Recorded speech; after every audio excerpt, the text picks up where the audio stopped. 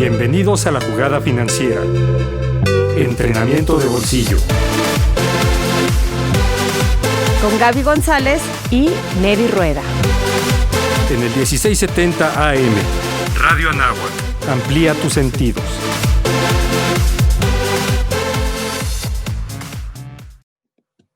Jugadores, ¿qué tal? Buenos días a todos. Ya saben, estamos aquí en la jugada financiera Entrenamiento de Bolsillo con Gaby González y Neri Rueda. Y por supuesto, como cada martes, tenemos un súper invitado. Hola, Neri, ¿cómo estás, amiga? Muy bien, Gaby.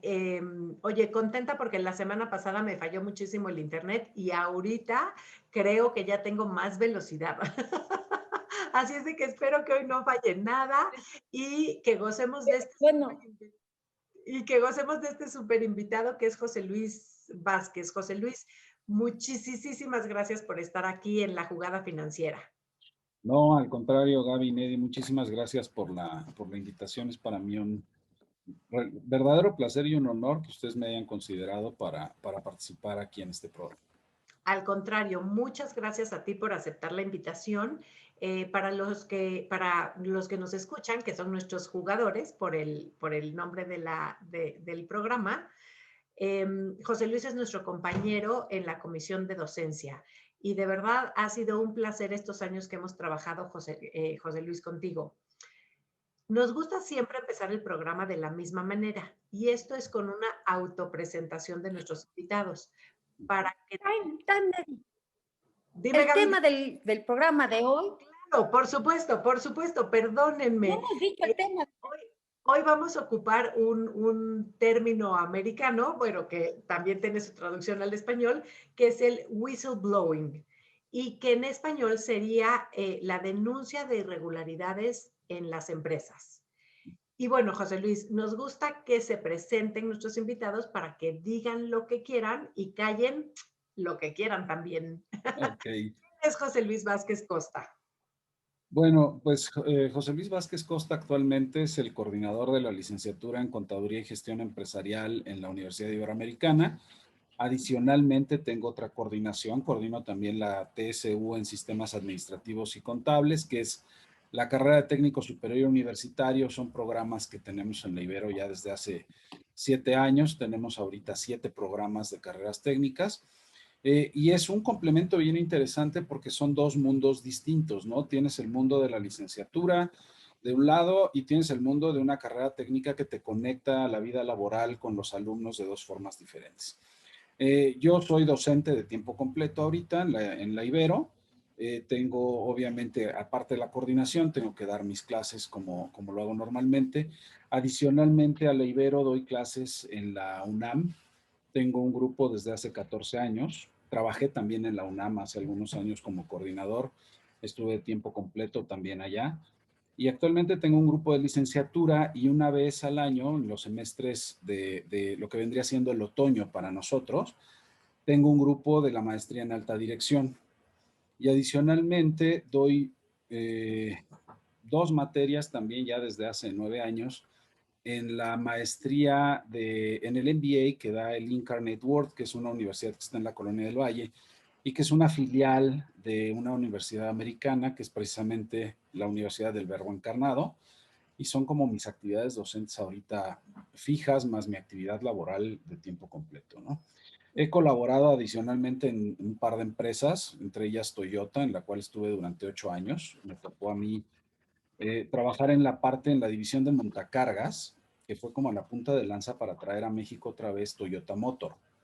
Los japoneses tienen una manera un poquito chistosa de trabajar. Cuando tienen dudas de si un proyecto se va a poder llevar a cabo o no, llevan una actividad lineal que tiene un poquito de menor riesgo, porque obviamente todos diríamos, oye, ¿qué tiene que ver un montacargas con un coche?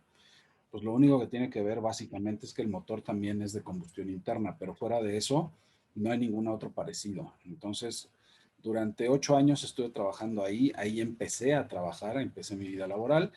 Y mi trabajo anterior a la Ibero fue en una empresa de alimentos que se dedica a la fabricación de conos para helado, con clientes bastante interesantes como McDonald's o Unilever. Todo el cono que se vende de los heladitos de McDonald's lo fabricaba esta empresa. Y esta empresa me tocó algo que de pronto a los contadores no nos toca vivir muy seguido, que es que las empresas se vendan. Y a mí me tocó en un periodo de 3 años que la empresa se vendiera 2 veces Órale. a empresas americanas. Entonces, Órale. ahí tuve una experiencia bastante interesante porque fue primero convencer a los americanos de que la empresa mexicana era buena y después entrar dentro del paquete de la empresa americana para que otra empresa americana nos comprara. Wow. Entonces fue un proceso muy rápido. En 3 años vender una empresa 2 veces no es muy común, No. pero ese es como el back profesional que yo tengo. Me encanta mi carrera, me gusta mucho lo que hago. Me fascinan los costos, que es la parte a la que más me dedico, y la parte normativa, sobre todo me gusta la parte de normativa internacional y la normativa local, por supuesto. Ese es José Luis Vázquez. Pues como pueden ver nuestros jugadores, todo un experto tanto en la parte docente como en la parte profesional. Eh, y bueno, ya sé, retomando lo que se me andaba olvidando, que era el tema, que es el whistleblowing. Después de la presentación, José Luis, siempre nos encanta la definición del tema. Okay. ¿Qué es en sí bueno, en término americano, el whistleblowing? Miren, si nosotros tomáramos una definición literal, que fue la que yo utilicé en su momento en un artículo que publicamos en el Colegio de Contadores, nos dice que el whistleblow o la denuncia es básicamente en la divulgación por parte de miembros de una empresa, y estos miembros pueden estar trabajando en este momento en ella o pueden estar fuera de la organización, de prácticas que hayan sido ilegales o que se consideren inmorales o ilegítimas, y que estas actividades obviamente estuvieron o están bajo el control de los empleadores de esta persona o ex empleadores, y que esta información al final de cuentas beneficia a la empresa o estas actividades benefician a la empresa. Y obviamente se trata de que la denuncia se haga ya sea a un partido o ya sea a un organismo que pueda tomar cartas en el asunto y que pueda tratar de arreglar las cosas o llevarlo incluso a instancias legales. Esa es como la definición del whistleblower. Si lo hiciéramos de una manera muy corta, pues simplemente si hacemos una traducción prácticamente directa, estamos hablando de una denuncia. Es denunciar un acto ilegal, una irregularidad, una actividad ilícita, un origen de fondos no claro, cosas por el estilo. O sea, tiene que ser un acto o una práctica ilegal, inmoral o ilegítima. O ilegítimo, cualquiera de las tres. Cualquiera. Lo cual Ahora, complica las a cosas, ver, pero yo te iba a decir eso. A ver, si quieres, bueno, hay otras preguntas que tenemos de definiciones, pero antes de entrar a las otras preguntas de definiciones, cuando estamos hablando de una práctica ilegal, inmoral o ilícita, son tres ámbitos distintos, ¿no? La verdad es que no necesariamente en la empresa pueden considerar, o las mismas personas pueden considerar que las tres áreas estén relacionadas. ¿Por qué? Porque yo creo que por mala suerte, lo ilegal sí lo tenemos bien contemplado a lo mejor en una ley, pero lo inmoral o lo ilícito, la línea es muy gris y es mucho de percepción, ¿no, José Luis? Esto es también, puede llegar a una parte muy ambigua. y esa es quizá la primera dificultad a la que te enfrentas, porque como bien dices, cuando tú tienes un acto ilegal, pues tú tienes una ley de por medio. A lo mejor la ley no es clara, ¿no? Es como aquí en México nosotros, ahora ya no se utiliza tanto el término, pero si recuerdan el término de elusión, es que tú utilizabas al final de cuentas un hueco que había en la ley a tu favor, y Exacto. eso no le daba un carácter de ilegalidad. Sí te dictaban ahí un elemento de ilusión y sí podían ponerte un castigo, pero a veces lo que bastaba era que dijeras, pues es que yo lo interpreté de esa manera, está ese hueco y pues usted disculpe, y normalmente las cosas se arreglaban de esa manera. Pero al final de cuentas, si somos muy pragmáticos en el asunto, Un acto elusivo en el cual tú sabes que estás utilizando la ley a tu favor para obtener un beneficio o para dejar de pagar una obligación, de alguna manera, si fuéramos muy pragmáticos, lo reitero, podría llegar a considerarse hasta un acto inmoral. ¿Por qué? No vamos a hablar, y aquí sí hay que hacer un paréntesis, porque de pronto cuando utilizamos el término moral, automáticamente pensamos en blanco y negro. O sea, o está bien o está mal. No, tenemos que entender que los actos morales también tienen una carga de grises muy fuerte. Entonces, mientras yo no dañe a terceros con el acto puede considerarse inmoral, pero no hay un daño. Entonces, podría no ser ilegítimo o incluso podría no ser ilegal. Ajá. O sea, ¿me estoy portando mal? Sí. ¿Sé que lo que estoy haciendo no está bien? Sí. Pero primero, de un lado, estoy actuando en un hueco de la ley. Y en segundo lugar, si no estoy dañando a terceros, ahí está muy complicado. Ahora bien, aquí no se trata de que una autoridad detectó esta situación, sino que es la misma persona que está dentro de la empresa, un empleado de la organización, es quien detecta esto y decide decir que esto está sucediendo. Y eso vuelve mucho más complicado el asunto, porque Exacto. entonces hablas de un acto que tiene tres características que no son excluyentes, si nos ponemos muy forzados ahí, o sea, no son excluyentes, pero Muy, sí puede ser una u otra, y además tenemos un tercero que sabe lo que está pasando en la empresa y decide hablar. oye, José Luis, tú Mm, comentaste hace un rato que trabajaste en Toyota. sí. Y Toyota, pues finalmente es una empresa japonesa Ujú. que vino a México con una cultura un poco diferente. Sí, claro. Y en México, pues hay una cultura justo diferente a la de otros países. Y en México, lo que estamos hablando con términos muy bonitos, muy correctos, de el denunciante, pues realmente es el soplón y no le cae bien a nadie. No. Entonces, ¿qué tan, eh, pues, qué tan probable es que alguien sí se atreva a denunciar? No sé qué porcentajes tienes por ahí. Mira, yo estuve investigando, sobre todo me orienté un poquito, busqué en las firmas de contadores, por ejemplo, alguna referencia a esto y encontré que KPMG, que es una de las 4 firmas más importantes a nivel mundial, realiza todos los años una encuesta precisamente que va orientada a la parte del cumplimiento. Y entonces los datos que se encuentran ahí son interesantes porque si bien encuentras que la mayoría de los entrevistados, estas entrevistas se las hacen a las empresas a las que ellos les prestan servicios, o sea, no es una entrevista interna con sus empleados, sino que entrevistan a los directivos de las empresas, a los encargados de las áreas financieras y contables y a los empleados de las empresas. O sea, hacia ellos va dirigido. Y entonces te encuentras algo bien interesante porque la mayoría de los empleados de las empresas y de los directivos sienten que pueden hablar sin temor a una represalia. Es Ah, decir, que pueden decir todo lo que ocurre en la empresa sin temor a que alguien vaya a tomar una acción en contra de ellos. Lo cual te hablaría de que si yo puedo hablar con toda la claridad de lo que está ocurriendo en la empresa, pues es porque no está pasando nada malo. ujú. O sea, puedo ser transparente con ello. Pero hubo un dato que a mí me llamó mucho la atención y es que un porcentaje muy importante de, sobre todo los empleados de mandos medios y gerenciales, les preocupa mucho lo que sus jefes hacen.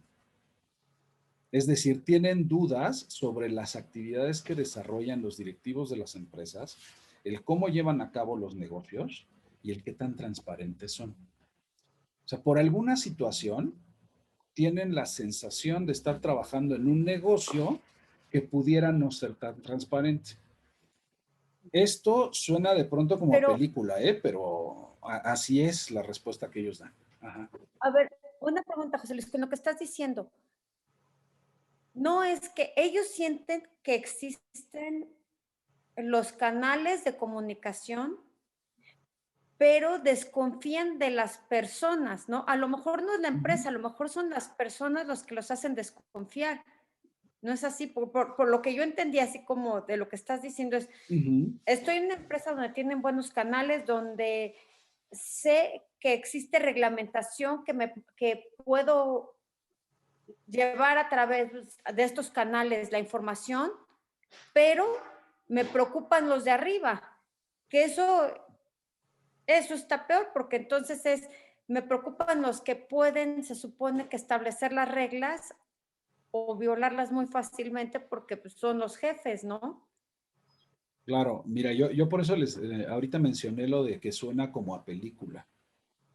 Lo que pasa es que si nos vamos un poquito históricamente a cómo han sucedido los fraudes más importantes contemporáneos a nosotros, si hablamos obviamente del que todo el mundo ha hablado 500,000 veces, Enron.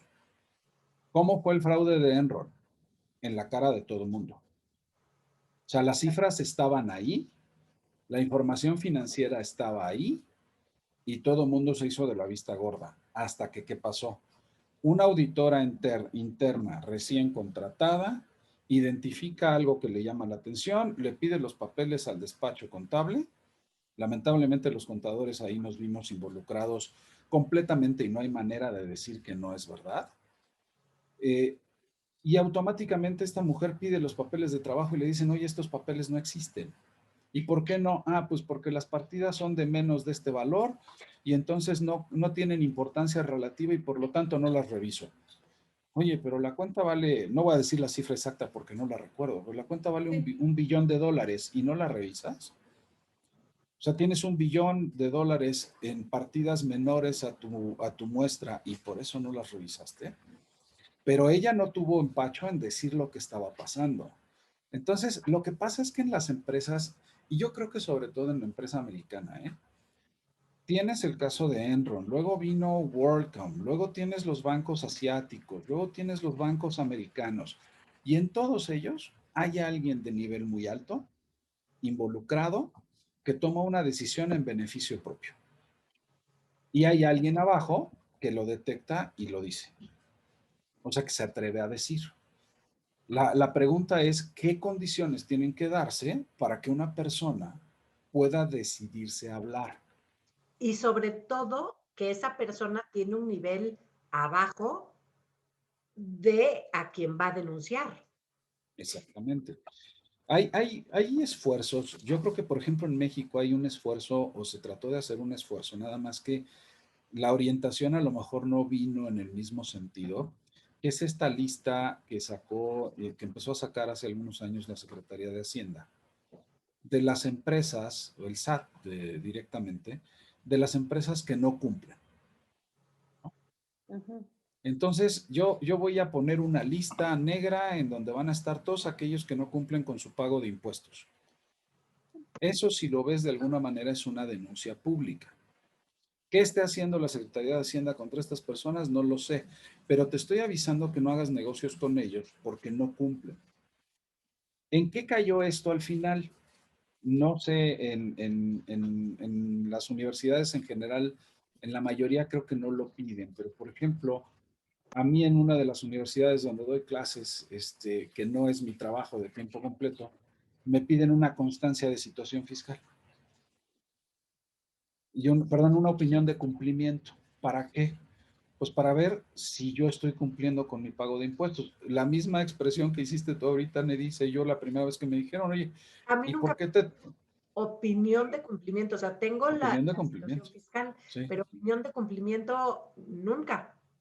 A mí sí, porque quieren saber si yo pago impuestos. Y la pregunta fue, bueno, si yo pago impuestos o no los pago, ¿cuál es el perjuicio que te genera a ti? Claro. A la fecha no he recibido una respuesta, pero es una manera de, y también me surgió la duda, oye, y si mi opinión es negativa, entonces, ¿no me pagas o no me contratas o me vas a acusar? Claro. Parece que nos estamos desviando un poquito, pero todo esto tiene que ver con el asunto de la denuncia, ¿eh? Porque Pero es que finalmente, yo creo si te acusaran, pues sería una denuncia. Ujú. Ajá. Pero además, ¿con quién me van a acusar? bueno, ¿Entiendes? que además esa información la deben tratar como protección de datos personales, es privilegiada, etcétera, etcétera. Entonces, como que tampoco se podría, pero yo me voy más que nada a lo mejor al riesgo reputacional, que si en algún momento este X fulanito que trabaja para esta empresa le detectan que hace algo raro, a lo mejor en este caso, por ser una institución educativa, tiene miedo que piensen que la institución educativa también tiene que ver con la situación de esta persona en particular. Es lo único que se me ocurre, porque la verdad es que a nosotros sí nos extraña, y yo creo que cualquiera de nosotros diría, pero ¿para qué quieres saber si cumplo o no cumplo? La verdad es Exactamente. que Como que no tiene mucho sentido, ¿no? mm, Pero hay en estos esfuerzos de la transparencia, de Es- pronto nos vamos a empezar a encontrar con muchas cosas que carecen de sentido. O sea, si lo vemos desde un sentido práctico, una cosa tan sencilla como entregar la opinión de cumplimiento, a lo mejor no tiene ningún sentido de quien te la pide a ti. Pero si lo vemos desde el punto de vista moral y de cumplimiento, entonces sí tiene sentido, porque yo organismo lo que quiero es contratar servicios solamente de personas que cumplan, claro, porque eso también garantiza entonces de alguna manera que estoy contratando a alguien que va a cumplir en el salón de clases. exacto. Suena como muy poco objetivo el punto, pero la realidad es eso, es que empiezas a alinear todo a que solo contratas a quien cumple. Así es, o sea, finalmente el que incumple en lo poquito puede incumplirte también a ti y se hace un círculo vicioso, como que es hablar de la persona. José Luis, pero comentas que pues el primer punto sería que la gente se atreva a denunciar a sus superiores, que en la cultura mexicana pues no es muy bien visto. Entonces, ¿qué mecanismos pueden tener las empresas para que realmente ayuden a la gente a que sí denuncie? Porque para las empresas es malísimo que le hagan fraudes. La empresa no Claro. quiere que le hagan fraude. Entonces, las empresas deben de poner a disposición de estas personas que se pueden atrever a denunciar, pues el que sí se atrevan. ¿Qué mecanismos puede poner a la orden de estas personas las empresas? Mira, ahí nos vamos a enfrentar a un problema porque de entrada para que una persona denuncie algo, tiene que sentir la confianza de poder hacerlo Sí, y de que a la persona a quien va a realizar la denuncia, primero, no esté involucrada en el tema, exacto. lo cual a veces no es tan sencillo porque lo primero en lo que piensas es, a quién me dirijo? A recursos humanos. Ajá, Recursos humanos, con todo respeto del mundo, a veces en las empresas está tan ocupado en la carga laboral, en todo lo que tiene que ver con nóminas, etcétera. Y por el otro lado, en la administración del capital humano, esta parte de cumplimiento de que alguien llegue y haga una denuncia contra alguien, a veces no tienen establecida ninguna política ni ningún mecanismo. O sea, llegas, oye, vengo a acusar a fulano de tal que se está robando cajas del almacén todos los días. En la empresa donde trabajaba de alimentos, eh, eh, a cada rato encontrábamos gente que se llevaba bolsitas de azúcar. ujú, Entonces te robaban la bolsita de plástico y ujú, luego se robaban medio kilo de azúcar. ujú, Si eso lo multiplicas por 10 personas, pues entonces en un día ya te volaron 5 kilos de azúcar y claro, en una semana, pues ya es 25 o 30 kilos, pues ya te volaron un costal de azúcar o medio costal de azúcar en una semana.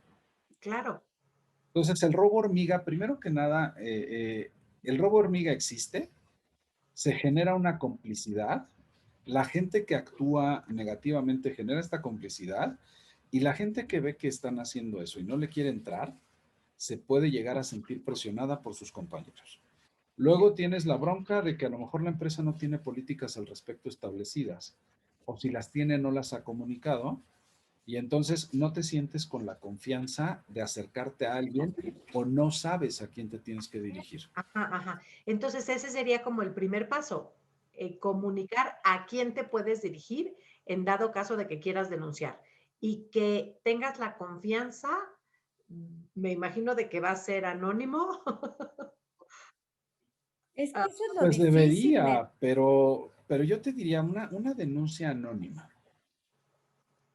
Eh, una denuncia anónima, el problema es que también no deja de ser un soplo, ajá. por un lado, y por el otro lado, sin quererme meter a un aspecto filosófico, no deja de ser un acto inmoral también. A lo mejor el cuate A me ver, volteó a ver feo en la mañana y yo llegué en la tarde y lo acusé porque se está robando algo, pero lleva 3 meses robándoselo y mientras fue mi cuate no dije nada. Uy, uy, Se uy. torna muy a ver, José subjetivo, es Luis, muy complicado, ¿eh? Ujú. Sí, sí. ahorita que estás comentando todo eso, híjole, también tiene que ver mucho con la cultura de nuestro país, ¿no? La verdad es lo que estás diciendo. ¿Qué puede más, mi amistad o el deber ser? Entonces, y que creo yo, no sé, bueno, en Estados Unidos sí ya está una ley que se llama Whistleblower Ujú. Law, algo así, que es para, premian a las personas que den esta información. Sí, Aquí claro. en México, a lo mejor hasta puedes sentirte amenazado de que en algún momento, si tú acusas a alguien, pueden tener represalias contra ti. Entonces, como dice Neddy, el que haya ese anonimato es importante, pero ahí está la disyuntiva a la que queríamos llegar exactamente de Ujú. la parte inmoral y la parte del deber ser, de la relación, del compañerismo, de los amigos, que eso es lo difícil, ¿no? En este caso. Mira, yo creo que el problema mayor que tenemos en México lo podemos dividir en dos. A Hagámoslo de un ver, lado la parte cultural y del otro lado la parte legal. En la parte cultural, ok. en la parte cultural te enseñan desde muy chico, en la gran mayoría de las familias mexicanas, que el ser soplón no es bueno, que no Exacto. tienes que acusar a los demás, incluso con tus hermanos, te enseñan que no estés acusando, si lo acusas porque hizo algo malo, lo regañan a él, pero acabas tú regañado también porque fuiste de soplón y lo acusaste. Y no se genera la hermandad, ¿no? No se genera esta relación y esta complicidad entre hermanos. ¿Va? Ujú. Luego, si en la escuela, por ejemplo, acusas a alguien, en la escuela, o sea, no te van a decir soplón. Empiezan por los apelativos como chiva, sapo, lo que tú quieras, y de ahí entonces se convierte en un problema social, porque entonces eres el apestado en la escuela porque dijiste la verdad o porque acusaste a alguien. O algo tan sencillo como que nos vamos a volar la clase todos. Y si uno se queda, ese pobre ya no le habla a nadie el resto del semestre porque se quedó a la clase cuando todos dijeron que se le iban a volar e iban a dejar al maestro plantado. Hay muchos elementos de choque en nuestra cultura. Nos enseñan a decir la verdad, nos enseñan a hacerlo, pero la misma cultura nuestra nos está pegando por todos lados pataditas. Ahora, si nos vamos a la parte legal, en la parte legal, cuando yo preparé este artículo para la revista, me encontré con que sí ha habido varios intentos a nivel legal en México de legislar una ley que proteja la denuncia a nivel de empresas, pero se ha quedado en un intento en el Senado. Y como hay elementos más importantes que legislar, entonces este tipo de leyes se van haciendo a un lado. Si ponemos un ejemplo, la ley para la prevención de actividades ilícitas, esta ley del nombre larguísimo, la FIPIORPI, pasó muchísimos años para poderse llevar a cabo, hasta que, ¿qué pasó? Hasta que ya no podíamos resistir más. Porque o sacábamos una ley que obligara a la gente a hablar del lavado de dinero, a las empresas a ser transparente en el origen de sus recursos, etcétera, o a nivel internacional nos iban a empezar a vetar en muchos aspectos, empezando por el Banco Mundial y el Fondo Monetario Internacional, porque si nosotros no teníamos esta ley, no podíamos hacer nada. Pero la denuncia no goza de ese nivel de atracción. No tenemos ese nivel de empuje. Entonces, la última vez fue en el sexenio anterior, un par de años antes de que concluyera el sexenio, se volvió a pasar al Senado y no progresó. Entonces, una persona que va a denunciar a la empresa, lo primero que también puede preguntarse, y eso sí sabe un poquito de leyes, lo primero que te preguntas es, bueno, yo denuncio, ¿y qué me protege a mí? A la hora que escarbas tantito, te vas a dar cuenta que no te protege absolutamente nada. Entonces, la presión puede venir de todos lados, ¿eh? O sea, puede ser primero la presión de tus cuates que acusaste y luego la presión legal, porque como no tienes una ley que te proteja de la denuncia, entonces al que acusaste te puede, si no tienes pruebas, acusar de una denuncia en falso, de que le estás levantando falsos testimonios, ¿no? Entonces, te van a demandar por ese lado y luego la empresa te puede correr. Entonces, José Luis, regresando a la pregunta, ¿qué mecanismos pueden tener las empresas a disposición de esos buenos samaritanos que quieren denunciar robos hormiga o actos ilícitos de sus superiores? ¿Ninguno? No, yo lo que creo es que como empresas, así como las cámaras industriales, y lo digo con todo el respeto del mundo, las cámaras industriales de pronto pasan meses quejándose de muchas cosas. ¿Por qué no empezar a empujar y hacer empujar con el Senado y con la Cámara de Diputados el establecimiento de una ley que proteja este tipo de actos, Ok, viéndolo como un acto benéfico para la empresa? ok. Por supuesto, es un huracán. O sea, estamos hablando, por eso el peor ejemplo y el mejor ejemplo es y será siempre Enron. Porque Enron fue el escándalo más grande que hubo en su tiempo a nivel económico, al grado de tener que parar la bolsa de valores de Nueva York para que no se cayera o para que la caída no fuera más estrepitosa. ¿En qué derivó eso? Pues derivó que hoy hay, por ejemplo, leyes en Estados Unidos que te permiten parar la bolsa y detenerla si hay una caída estrepitosa o si ves que va a poder, que puede venir un crack, lo que le llamaban crack bursátil, pues entonces paras la bolsa y cierras las operaciones para evitar precisamente ese arrastre económico. Hay beneficios en el tener leyes. Lo que tenemos primero que hacer es comprender que las empresas deben de ser transparentes per se. ¿Persigues un fin económico? Sí. Yo creo que todo empresario lo primero que debería de preguntarse es, ¿cuál es el objeto que persigo? ¿Quiero volverme multimillonario en 3 meses? Pues salvo que inventes un iPhone nuevo, no va a suceder. Entonces, la única manera de volverte millonario en 3 meses a lo mejor es que prestes tus bodegas para que ahí se almacene algún producto no lícito y entonces además de ahí se venda y además blanquees dinero. Y a lo mejor en 3 meses te volviste multimillonario. Pero eso es correcto, eso es lo que tú quieres como empresa. En algún punto eso va a reventar. Claro. Entonces, yo creo que los empresarios, las organizaciones empresariales, organismos como el propio Colegio de Contadores Públicos de México, todos los colegios profesionales que agrupen a profesionistas, no necesariamente de la parte financiera y contable, deberían pugnar por este tipo de leyes. Deberíamos de empujar porque este tipo de leyes se generen, Existieron. tanto para que le den un planteamiento abierto a la empresa para que pueda llevarlo a cabo y que la empresa también sepa los canales por los que tiene que denunciar. Ujú. Porque no es sencillo. O sea, yo tengo un empleado que me robó dinero. Lo llevo al Ministerio Público. Sí, y luego me robó dinero, ¿por qué? Porque me faltaron 100 pesos en la caja. Yo Claro. creo que, o sea, por supuesto, robo es robo y no voy a caer es un carlito muy fácil, ¿no? Bueno, no es lo mismo que te roben 1 millón a que te roben 100 pesos. No, eso es lo de menos, robo es robo, pero deberíamos de tener un mecanismo que lo permite. Y después, esta ley debería de proteger a quien denuncia. Exacto.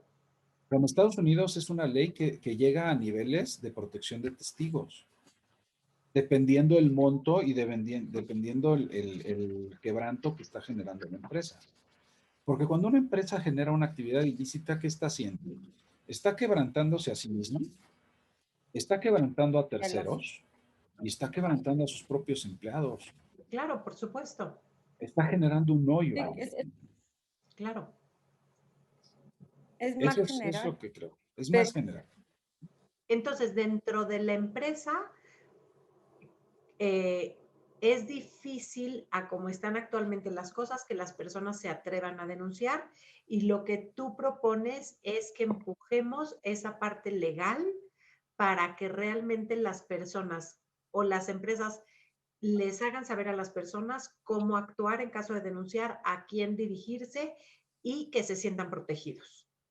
Y sabes qué, Neddy, yo creo que también sería muy importante brincar esto del buzón de quejas. Ajá, ajá. O sea, porque en las empresas todavía hoy en día estamos avanzando en elementos como gobierno corporativo y compliance.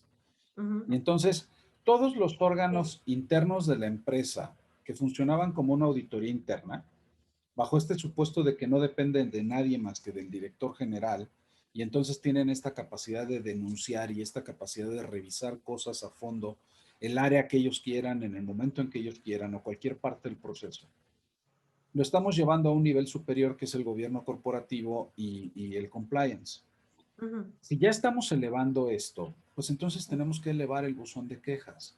Uh-huh. Porque el buzón de quejas es donde de pronto se denuncian estas cosas. Uh-huh. ¿Por qué? Porque el buzón de quejas es anónimo. Exacto.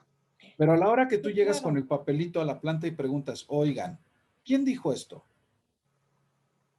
¿Quién lo Porque, escribió? ¿quién Claro. lo escribió? Porque el papelito te sirve para saber que algo está pasando, pero necesitas saber quién lo dijo, porque Claro, quien lo dijo lo vio. claro, Y a lo mejor incluso quien lo dijo tiene pruebas. claro. O era parte de y se arrepintió en algún momento. Nunca sabes. La verdad es que Es, implica mucho más. es todo un problema, ¿eh? Porque también lo que decías, que a veces puedes inventarte algo porque te enemistaste con alguien. O sea, sí es todo un problema. Yo creo que es una cultura organizacional Exacto, que en muchos casos no tenemos.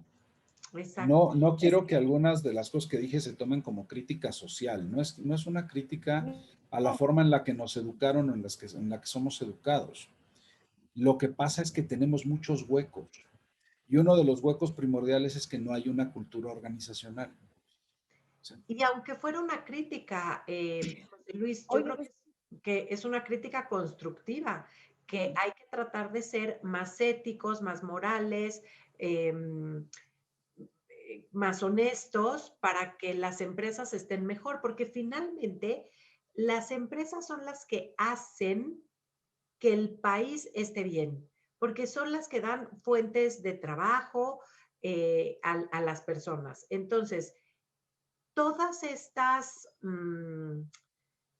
todos estos robos, ya sea grandes u hormigas, como comentabas, afectan económicamente a las empresas, ¿cierto? Claro. No, le das en la torre a la empresa por todos lados. O sea, simplemente las cuentas no te empiezan a cuadrar. Uh-huh. Porque cuando el ejemplo que yo pongo en la empresa de alimentos, pues es una empresa que requiere el material para trabajar y tú tienes o sea, si tú compraste 200 bultos de azúcar, pues tú tienes una producción proyectada con esos 200 bultos. Claro, Y no es lo mismo ya, producir con 200 que producir con 199 o con 198. claro. Y yo he no. escuchado en el Y ámbito además, decir, sí, perdón, Gaby. no, no, adelante, José Luis, Yo he adelante, acaba, escuchado por favor. en ese ámbito decir, ay, pues oye, qué le afecta a la empresa si me llevo medio kilo de azúcar? No es el hecho de que te lleves medio kilo de azúcar. O sea, un medio kilo de azúcar no me va a dar una caja de producto. Es el acto en sí lo que no está correcto. Exacto. O, por ejemplo, que te lleves los lápices para la escuela de tu hijo o que le pongas la gasolina para el coche de alguien que no trabaja en la empresa. O sea, finalmente son costos o gastos que no le corresponde a la empresa asumir porque no son de ella, no son hechos por ella. Ahora, Oye, José, sí, a perdón, ver, Gaby. Sí, sí, sí. y una pregunta ahorita con todo esto que estás mencionando y que también dice Neddy de todos estos gastos en los que va a tener que incurrir y en algunos casos costos para la empresa, ¿qué tanto tiene que ver que a lo mejor aquí en México, como bien sabemos, la mayoría de las empresas son MIPYMES, micros, pequeñas y medianas empresas, y a lo mejor muchas de esas ni siquiera tienen esas nociones de institucionalizar o de buscar estos mecanismos que tanto menciona Neddy, que es lo que deberíamos tener para estas denuncias. Ahora, sí, yo sé que las empresas grandes a lo mejor tienen hasta sus áreas específicas y tienen cursos y tienen muchas cosas más, pero si hablamos en una realidad, en un contexto donde están batallando por sobrevivir y están buscando otras cosas, ¿cómo le pueden hacer en ese caso a esas empresas? Porque además, a lo mejor, primero que nada, estás al pendiente de otras cosas y la gente tampoco sabe que como tú estás al pendiente de otras cosas, no vas a estar encima de ellos esperando que puedas denunciar todos estos actos ilícitos o inmorales. Mira, es bien difícil lo que estás mencionando y eso me lleva incluso a mencionar lo que yo creo que es una base de origen de todo esto. Ajá. Ahorita mencionaste algo bien importante. La empresa pequeña está muy preocupada por mantenerse viva y o pone toda su atención en mantenerse viva o pone su atención en empezar a formalizar procesos y a formalizar este tipo de cosas, ¿no? O a ponerle simplemente atención a asegurar cómo está manejando su costo o los volúmenes de inventario que está manejando, cómo está manejando sus compras, cosas por el estilo. O sea, es bien complicado porque lo que quieres es que permanezca. Pero aquí viene un asunto que a mí me ha costado mucho trabajo en la vida laboral entender. Y me cuesta trabajo entenderlo porque el asunto es a la vez muy complejo, pero a la vez muy simple. Tú contratas una persona, por ejemplo, un obrero. Contratas un obrero en una empresa o un ayudante en una MIPYME como estas que dices. Y el cuate va a ganar 100 pesos diarios o 120 pesos diarios o lo que sea. Y con 120 pesos diarios y el seguro social, lo que le des, las prestaciones que le des mínimas, tú esperas que el empleado te sea 1000% leal. Y que no se lleve el medio kilo de azúcar o que no se lleve el medio kilo de cemento, Exactamente. no ocupe el cable que le das para trabajar para hacer su otro trabajito extra. Te Oh, voy a poner un ejemplo bien chistoso. Una empresa en Los Reyes La Paz, en la época alta o en su temporada alta, tiene que contratar personal eventual. Entonces, no tienes tiempo para curvas de aprendizaje, no tienes tiempo para nada. La gente llega y la pones a trabajar. Y que aprenda como sombra, en 3, 4 días tiene que aprender y ya está trabajando y ya está ganando su sueldo. Mientras esta empresa que te menciono estuvo en Los Reyes La Paz, cada año el personal eventual que llegaba era siempre el mismo. Entonces ya no había curvas. Y era eventual porque la empresa no los podía mantener todo el tiempo. Pero cada año empezaba la temporada alta y empezaba a llegar la misma gente. Se muda esta empresa de lugar. Se va de Los Reyes La Paz a Tultitlán, en el Estado de México también. En el Estado de México contrata a una persona, va a la mitad de su aprendizaje y la empresa de enfrente empieza a solicitar personal y le pagan 3 pesos más. La gente te da las gracias y se cruza la calle y se va a la otra empresa por 3 pesos más. Entonces, lo primero que la empresa debería de poder lograr con sus empleados es un grado alto de identificación y que la gente se sienta parte de la empresa y parte de los resultados, pero ello significaría que esté conforme con lo que está ganando y que esté conforme con el reconocimiento que tiene y que tenga la seguridad de una permanencia, y si no de una permanencia, por lo menos de que más adelante puede llegar a ser recontratado o puede aspirar a quedarse en la empresa. Si tú no logras esto, si el empleado no está identificado con la empresa, si yo me doy cuenta que el de al lado se está llevando las cajas o se está llevando el azúcar, o se está llevando la sal, o lo que tú quieras, si la empresa no me ha generado identificación, pues que se la lleve. Y en Claro, un descuido me la llevo yo también, claro. porque no me Sí, preocupa. claro, y le ayudo, es más, le ayudo a cargar las cosas, ¿no? Claro.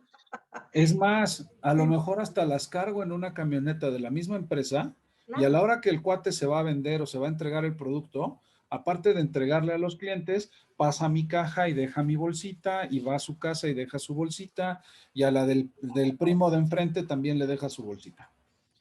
Sí, ¿Vale? sí. Es un problema que nosotros tenemos y que las pymes tienen, o las MIPYMES incluso, de poder generar esta identificación con la gente. Pero también, José Luis, es un problema cultural, porque Claro. en otros países en donde la honestidad, habiendo identificación o no habiendo identificación, predomina en las personas. Y ahí sí, yo creo que solamente puedes cambiar lo tuyo. O sea, que cada persona decidiera ser honesta, que cada persona decidiera denunciar si es que es preciso y que cada persona tratara de cumplir bien con su trabajo, pese al sueldo que haya aceptado. Pero claro, ay, creo que me estoy yendo con más dudas y más. Voy a empezar, Gaby, a rascarme mi cuellito. Así, no, yo No, desde no, hace no, rato no, ya no, como que no. Más empecé igual dudas que y con tú, más angustia y como llegué.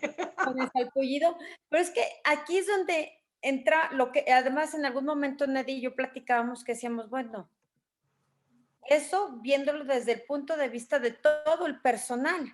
Ahora, si Exacto. hablamos particularmente de los contadores, ya es otro cantar, que eso es lo peor del caso, que aquí ya entran otros temas éticos que por mala suerte no nos podríamos meter ahorita porque es tema de otro programa completo, José Luis. Y si tú quieres, te agendamos de una vez para otro, porque es mucho lo que hay Encantado. que hablar de todo esto, de verdad. Sí creemos que va más allá Ya de... sí, sí. Mira, lo que pasa es que conforme vas subiendo en la escala, Ajá. el asunto se va complicando, porque acá estamos hablando de llevarte algo para tu vida diaria. Sí, Sí. O sea, necesitas azúcar para endulzar el café de mañana en la mañana, entonces te llevaste medio kilo de azúcar de la empresa. Ajá. Hablaste hace ratito de llevarte las plumas o un paquete de hojas o lo que sea. Bueno, hay alguna necesidad a ese nivel, pero conforme vas subiendo, la necesidad es completamente diferente. Ay, Mira, me sí. hicieron acordarme ahorita de una película de Richard Pryor y de Gene Wilder, donde hay un cuate que no es contador, es el cuate de informática. Y el cuate le hace un fraude a la empresa que la empresa tarda años en darse cuenta y lleva años haciéndolo. Lo Sí, que sí. él hace es, como a la gente no le pagan centavos, los sueldos están calculados con centavos, pero la gente va al banco y no le entregan Los un centavos. centavo o 2 centavos o 3 centavos. Entonces lo que el cuate ha hecho durante los últimos 10 años es redireccionar todos los centavos, cerrar las cantidades a enteros y redireccionar los centavos a su cuenta bancaria. Y Ujú. en 10 años acaba llevándose más de $1,000,000 de la empresa. Sí, por supuesto. Sí, claro. Y redireccionando centavos y centavos y centavos. Por supuesto, estamos hablando en el ejemplo de la película de una macroempresa. Pero eso Claro. es lo que pasa conforme creces dentro de la organización. La tentación es mayor y sobre todo para aquellos que estamos en contacto con recursos, es altísimo. O sea, La ¿cómo eliminas, por ejemplo, la tentación de un comprador de recibir un regalo? Claro. Pues creas un código de conducta dentro de la organización donde dices que no se pueden recibir regalos. Y luego entras a otra organización y no dice, y lo que dice ahí es que no puedas recibir regalos, es que no debes recibir regalos de más de de tanto. cierto monto. Ajá. Ajá. Ya son dos posicionamientos completamente distintos. Acá no me dejaban recibir nada y acá sí me dejan. Y esos son obviamente los regalos que puedes recibir. Pero sí pero también del otro lado viene el cuate que te está vendiendo y que lo que quiere es que le compres. Entonces el cuate te puede ofrecer algo. Hay empresas que lo hacen por debajo del agua, las famosas comidas, estas de 8, 9, 10 horas, que ni eran comidas, sino que eran centros nocturnos y que era cualquier otra cosa, y después se convirtieron en premios por compra. Entonces, si tú me compras tal volumen, la empresa le va a hacer a tu empresa una devolución de tanto. Ah, pero si sobrepasas tu nivel de compra del año anterior, te doy un viaje a Acapulco. No, te mando al supertazón y O cosas te por el mando al estilo. supertazón, o te mando a lo que quieras. ¿Es lícito o no lo es? No, Pues es todo un tema. A ver, pues, yo en el caso, ¿sabes qué es? Nos vas a matar, pero se nos acaba el tiempo y no, nos falta, digamos, de verdad, yo creo que nos faltaron muchas preguntas por hacerte, entonces no, vamos a tener que adelante, agendar otro adelante. día, porque sí Ujú. es un tema que es muy interesante y que no tocamos tan fácilmente. No, Porque además yo creo que la pregunta de la nueva entrevista, José Luis, es si los contadores estamos más protegidos que cualquier empleado. La dejamos al aire, ¿te la parece? vamos a dejar al aire porque ahí hay un punto bien interesante y solamente lo voy a tocar así como pasadita. Nuestro código de ética Exacto. Exacto. y esta famosa negación que tenemos los contadores de facto a hablar sobre lo que ocurre con nuestro cliente o con la empresa que nos tiene contratados, con sus cifras y con todo eso. Lo toco ahí por encima porque yo soy contador y no estoy completamente de acuerdo con ello.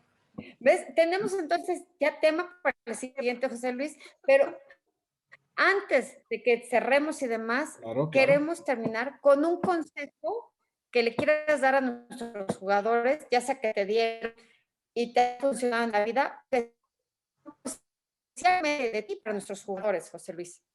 Mira, yo creo que en este aspecto que hemos estado platicando, lo más importante es, primero que nada, entender que una empresa te contrata para que tú prestes un servicio. Y el servicio que tú estás prestando tiene que ser transparente, tiene que ser claro, tiene que ser directo, no puede llevar conjeturas. Si te toca tomar decisiones, toma las decisiones que tienes que tomar, pero siempre sobre la línea que la empresa te está marcando como línea correcta de actuación. Si tienes dudas si la decisión que vas a tomar es correcta o está dentro del código moral de la empresa o está dentro de las buenas prácticas que la empresa lleva a cabo empresarialmente, tómala. Si no estás seguro, pregunta. Yo Claro. prefiero preguntar, prefiero ir a tocar a la oficina de mi director y preguntar, oye, ¿puedo hacer esto antes de hacer algo que pueda ir en contra de las buenas prácticas que realiza la empresa y que me cueste mi chamba? ¿Bajo el auspicio de qué? ¿De que tomé una decisión? Claro. Sí, pero si yo tomo una decisión sin consultar, puede ser peor. Y lo De, otro que es muy importante es que la empresa me está pagando a mí, mi obligación y mi identificación es con la empresa, con la empresa. Claro. no con mi jefe o con el jefe de mi jefe. Quien me contrata es la empresa, sea chica, pequeña o mediana. Me contrata la empresa y mi obligación es con ella. Ese es el grado de identificación y de independencia que tengo que tener. Claro, definitivamente. Cuando te contrata una Sí, empresa, tienes que ser fiel a esa empresa. ¿no? Y me encanta lo que dices de Exacto. siempre pregunta, siempre consulta, porque es algo que Gaby y En yo caso siempre de... hemos dicho en este programa. Pregunta, nunca tengas miedo de preguntar, siempre infórmate porque la información da poder de tomar buenas decisiones. Ahora ahí, abriendo un poquito ese punto nada más, pregunta, pero siempre lleva algo de tu opinión. Claro, Oye, Ok, ¿está esto? Yo creo que hay que hacerlo así. ¿Estás de acuerdo? ¿Se puede o no se puede? claro, Pero ya tú ya llevas tu propuesta. claro, Porque después de la cuarta vez que preguntes sin proponer nada, entonces claro. lo que te van a decir es que no sabes. Sí, sí, Y yo creo que ok, sí sabes claro, mucho, sí, pero hay que ponerlo en la mesa. Oye, yo haría esto. pero ¿Esto se puede hacer o no? claro. sí, claro, Pregunta, consulta, infórmate, nada más pero estar buscando una terreno. solución. Perfecto. José Luis, qué programa tan maravilloso. Mil, mil, mil Muchas gracias, de gracias. verdad. No, gracias Gracias a por ustedes. aceptar la invitación. Y lo bueno y lo malo, y lo mejor de todo es que es la misma, Es que ya estás anotado para el siguiente. No, encantado. Agendaremos otra fecha para continuar con esto. Mil gracias, José Luis. Exacto. No, gracias a ustedes. Dejo de de grabar verdad. y nos ponemos de acuerdo. Déjenme Claro prender. que sí. Gracias, José Luis. No, gracias a ustedes. Gracias por haber estado con nosotros. La Jugada Financiera Entrenamiento de Bolsillo volverá el próximo martes Con Gaby González. Y Nedi Rueda. en el 1670 AM, Radio Anáhuac. Mientras tanto, síguenos en Twitter en @laJugadaFinan y en Facebook en La Jugada Financiera. O si prefieres correo electrónico, jugadafinanciera@anahuac.mx. Amplía tus sentidos.